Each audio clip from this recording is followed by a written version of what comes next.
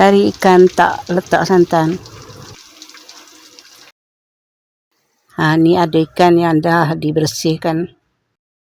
Ada bawang besar, ada daun kari, bawang putih dan halia yang dicincang ya. Satu sudu besar tu ya, halba campur. Ni rempah kari ikan campur dengan cili kisar, satu sudu makan ya. Air asam jawa. Ada cili besar hijau. Ada kacang bendi. Macam ni lah kalau nak mulakan video ya.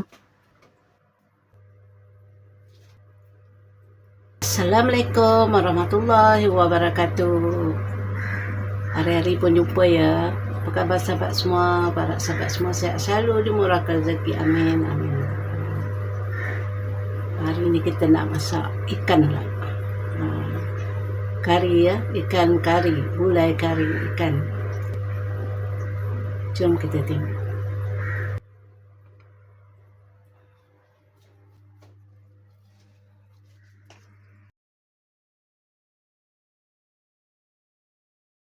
Minyak untuk menumis ya.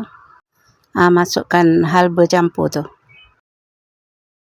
Masukkan bawang besar, bawang putih, halia yang dah dipotong ya.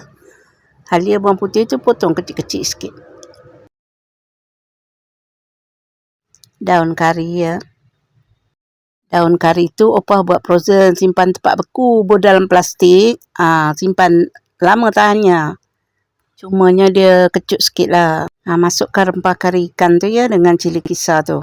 Letak air untuk masakkan semua rempah tu.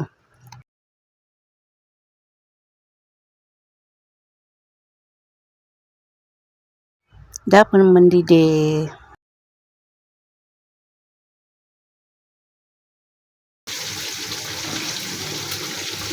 Jom kita tengok rempahnya ya.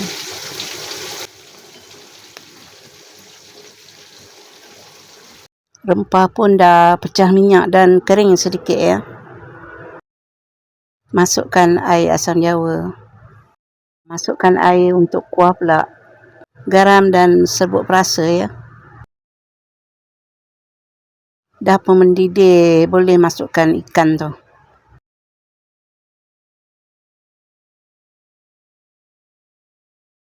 Masukkan cili besar hijau tu, lepas tu masukkan kacang bendi pula.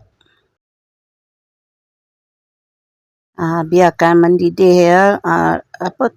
Kacang bendi tu lembut sedikit dengan cili tu. Ikan pun dah masak nampaknya. Dah pun siap. Kari ikan tanpa santan ya. Kalau nak letak santan, silakan. Ayam goreng, gaul garam dan kunyit. Ni ada buah kuinin ya. Opa nak buat sambal. Ni sambal kuinin.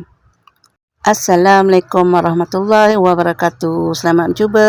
Jumpa lagi di lain video. Okay, bye-bye.